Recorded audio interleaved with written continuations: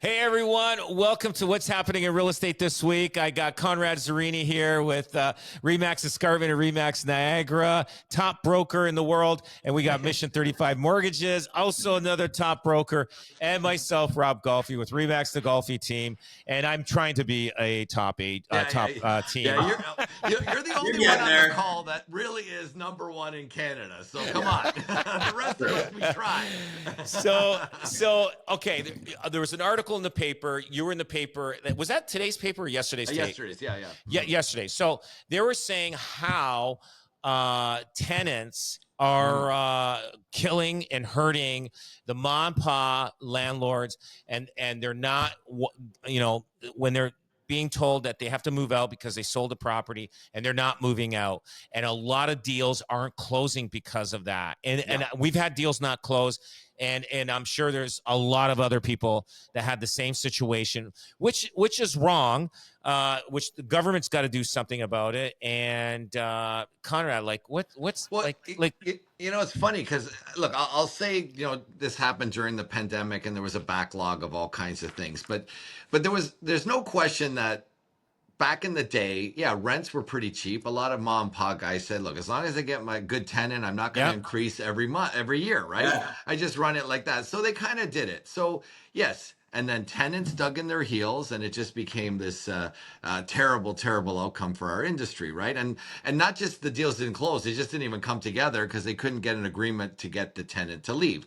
But then now fast forward to today, and it's not like the cases that we're looking at and the guys that interviewed me on The Spectator, it's not like their rent is like under the market. It's probably at market. So it's not that they're going to move and they're going to have to spend like 30% more per month. It's like the same. They just don't want to move. And they're just saying, I know the system well enough. You don't have to get rid of me and I can stay here for free for another 8 months. That's the problem. You know what? And the crazy thing about this, all this accumulation, all this that's happening, the mom and pop investor, they're not going to buy any more of these single family homes. No. So that's one part of it. They're not going to buy it. Two, the single family homes is not worth buying anymore to rent out because it just doesn't cover it. The numbers don't work. That's two. Yeah. So in 10 years from now, these people, they are not going to be able to find a single family home to rent. It's going to be tough, and they're going to have to either go into a upper or lower floor bungalow or whatever duplex, or they're going to have to go into an apartment building, and they're causing this to happen. And if in 10 years from now, if you are renting a single family home, chances are you've been there for 10 years or more. Or it's going to be BlackRock is going to be your landlord, and they will have zero error for anything, and they will be on your ass for paperwork. There'll be we're not increasing your rent. There'll be no ma and pa. It'll be 100% business. Absolutely. It's going to be like that's what would happen. You'll have a big multinational, big REIT that owns your single family home, not a mom and pop. And if absolutely, and they're going to, they'll be all over you. If you have more people living there and they're not on the lease, they're going to send you an eviction notice, 100%. And they'll probably look at your house every 30 days. They'll have an inspection. They'll do and it will be intrusive. So it's a great point that you say, like it's going to. It's going to get like that, and like you're right. Like even these other large property management companies, there's no room to screw around, they're screwing themselves right now. They don't know it. Each one by themselves, they think nothing's going to happen to them, but you calculate all that's happening, and they're 10 years from now. I'd say 10 years is the washout. That's going to happen. Like eventually the mom and pop gets their house sold. They had to go through agony. And guess what? They tell 10 people, those people tell 10 people not to buy a single family as an investment. And you're right. Companies like BlackRock, they're going to teach these guys a lesson what living is going to be like. That'll be the only way you could operate it. That'll be the only way you can operate a single family home, or even any rental property for that matter. If the landlord tenant tribunal doesn't come over some sort of renovation, that'll be the only way to do it. You know what? When I was buying, listen, Brian, like you guys were all investors. When I was 20 years old, I bought my first house, and I got to tell you, I did have some landlord tenant issues at the odd time in my early 20s, and I'm telling you, like it was. Landlord tenant board was around, but nobody really used them. No. You know what I mean? Like nobody used them. Like you kind of went up to them and said, hey, pay the rent. Otherwise I can't do this. Now, a young guy investing in real estate cannot afford to have one of these bad tenants. Yeah. Hey, think about it. Like Brian, you know, like when you're starting out, it's devastating. You cannot afford to have a bad tenant. It'll bankrupt you. And how many people have lost their houses because of it? I would have been, and it's one of those things because, you know, I did it on a hope and a prayer, and I lived in a duplex, and I needed the income in order to pay the bills, right? Yeah. So if I didn't have the income, I would have been back at home with mom and dad or selling the property or something, right? Especially if it was for 6 months. But I don't get it. These guys don't realize. I just don't get it. And look at the crime rate for landlord tenant. Like somebody got shot in Stony Creek. They got killed, murdered. And look what happened to Ron Tromblin. You know what I mean? Oh, we have that case now, and he actually, it's funny because she attacked him. She attacked him, and then there was a variety store that had a recording, and it showed that he kind of defended himself and made gesture towards her, and now they've charged him. You know what? Whenever there's this government intervention like this, and Ron's such a sweet man too. Oh my God! I know. He tried to defend himself, and he's pushing he's her almost, out of the way. He's almost 80. He's almost 80. I know. The saga continues. I just spoke to him last week about it. It's like it's crazy. Like the thing is crazy. It's funny that reporter is so upset. And that's why he keeps covering it. It's actually in the paper again today. The people finally moved out, and they have pictures of the people, what they left in the house and the whole 9 yards.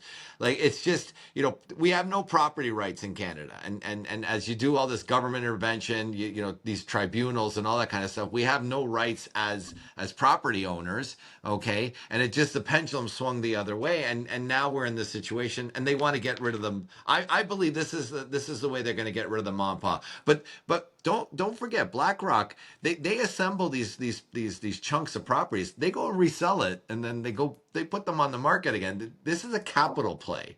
This is and they've done it in other communities. They've done it in Arizona and stuff like that. They flip it to end users. It is like it's a play on capital, right? Well, I'll say another thing that I would be concerned about too is because I'm sure Conrad and Rob, you talk to investors too. More and more people talk about deploying their capital outside of Canada. Right. Yep. So if I've got $100,000 or $200,000, I'm starting to look at other investment options. And we know as well as anybody, the real estate market fuels the economy in many, many different ways when it comes down to building and things like that. So if people are starting to dump it and say, you know what, I'm going to invest in Florida or Arizona or Texas because the tenant rules are easier, my cash flow is better, and that's going to lose capital in Canada. Oh, absolutely. That market, the single family home for rent market is shrinking because once mom and pop sells it, a home buyer buys it to move in. So, and we have a shortage of homes in this country. So I would love to know the stats. How many single family homes are actually out there, and how many are actually, you know, for rent and all that kind of stuff, to see if that market started to shrink, like to see if that's happening. Look at the north end. Look at the north end of Hamilton. I mean, like it was bad, but all these GTA buyers that came in, they bought all the areas that nobody in Hamilton bought, and it's actually cleaned up. The north end is actually cleaned up because of that. And so now, there's not going to be that many rentals out there. You got all these first-time buyers that came from the GTA. They bought in the north end because they were great prices, and they built some great equity, and the market has done well for them because everybody else in Toronto has lived in the north end now, and now things cleaned up. So again, that rental market is going to shrink and shrink and shrink, and those guys are going to end up in apartment buildings. And guess what? And that they did it to themselves, you know. Yep. Oh, absolutely. So, Absolutely. Without a doubt. Mm-hmm. so guys, mortgage stress test requirement lifted for renewing borrowers who change lenders. So basically, you can take your mortgage and go to another lender. Now, that's if you're taking your mortgage fully, no increase or anything like that. Am I correct? Yeah. Yeah. And the news on this one, I think, is twofold. Number one, what some people don't know is it's actually been in effect for a long time, where if you bought a house with less than 20% down, upon the maturity, it's considered insured because it was insured when you purchased it. You could switch that mortgage already to another institution with no additional funds without being stress tested. What's happening now is the person who bought the house with 20, 30% down, when it comes up for maturity, now they can switch their mortgage without a stress test. Now, here's the thing. This is good. It's a cool thing. You're not handcuffed by the banks. I think it's like one of those 1% gains. But do you know how many mortgages we switch with people that have been in their house for more than 5 years, that put 20% down on purchase, that have trouble qualifying? They don't. Hardly any. Yeah, that's the thing. It's like, so it's like, it's not an issue for you qualifying because you put down 25% 5 years ago. So now you got, and so it's like, I've never run into that issue. I'm sure it's going to affect somebody, but, and I think it is good for Canadians. It is like I think these changes that we're making are 1%ers. Yeah. It's not going to do anything. It's going to affect some people. It is going to help. And I think it is a move in the right direction. But like, when I look at my book, I'm like, I was asking people, I'm like, has that ever been an issue? And they're like, nope. So they're reading the paper on this. They go, hey, we hit the papers. Look what we've done. Well, it's a lot of steak. It's all sizzle, no steak, right? Like totally. It makes people feel good, right? And I think a lot of the stuff, that whole rumor, and I think Trudeau maybe a thought that they were going to go to an election mode, and still is possible October, November, right? I think they were, doling out these candies and gifts right now because in preparation of that, like, because people always say, am I better off today than I was? Not understanding the concept that it really has no impact on them, right? It's an interesting game they're playing. Totally. With all I've never seen any announcements, like all these mortgage announcements in 1 week. I've never it is a lot. What is that? What's going on out there? It's like they're trying to you know what? They're trying to redeem themselves with the consumer. They're trying to show that they're doing something, and really they're not doing anything. Well, what? It's funny too, because these are all changes that mortgage brokers lobbied for. Like you talk to a lot of people, they lobbied for the CMHC to increase to 1.5. Yeah. We lobbied for the 30-year amortization for first-time home buyers. But it's been years in the making. Do you know what I mean? So a lot of this stuff, it's nice that it's coming in, but it's like it's little gains in this market. So it's tied to one thing: getting reelected. Yeah. Oh, yeah. This is it. Tied to that, right? Yeah. They have limited power with the Bank of Canada, but even the Bank of Canada now, that whoosh of what's happening with Bank of Canada, everybody's going to say it's the current government. They came to the rescue. They saved us with interest rates, expanded our opportunities to buy, and But you know what? They haven't tackled one thing, and my pet peeve is the affordability piece. Look, trades is a problem. They're clamping down on foreign workers. There's a lot of Canadians that don't want to do the work, so trades are going through the roof. And the HST on construction, okay, it's set at a new construction, 400,000. They should double it to 800,000, but they don't want to touch that sacred cow. And development charges are through the roof. They got to have a better solution for that. So these are hard costs that get passed on to the consumer. They got to look at those. They could probably eliminate $150,000 on a townhouse. Yes, which will make things way more affordable. But no, they say, no, we're going to expand on the other side and open up the opportunity for people to be able to buy more. And it's going to be your fault, Mr. and Mrs. Consumer, that your income doesn't qualify you for a $1.4 million mortgage. It's not my fault. I did my job. Right?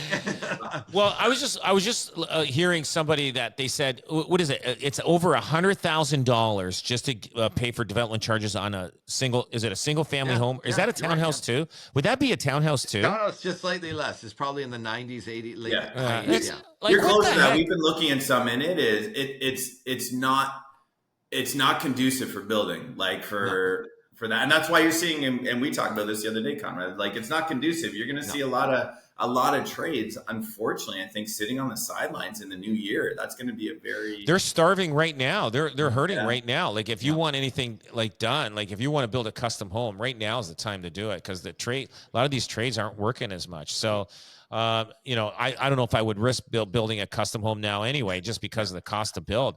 I have a friend that wants to build a custom home. I said, don't do it. I said, don't. I said, you are going to be in so deep that you can't get out of it. Yeah. Buy somebody that's already put a pool in and have done all that. I think that's the way to go. There's always those guys that have done everything to the house and they want to sell after. Get a good deal. Got to find those. And now's the deal. Now's the deal time. Oh, absolutely. I wish I would have bought a house in the fall of 2024. Trust me, that T-shirt's getting made. Yeah. This is it. You got to buy a house now, because I'm going to tell you something. Next year, look out. I think we're going to see multiple offers again. In the new year. Right, Rob. Guys, listen. Thanks for coming on, and we'll catch you next week. And have a great week. And looking forward to seeing you.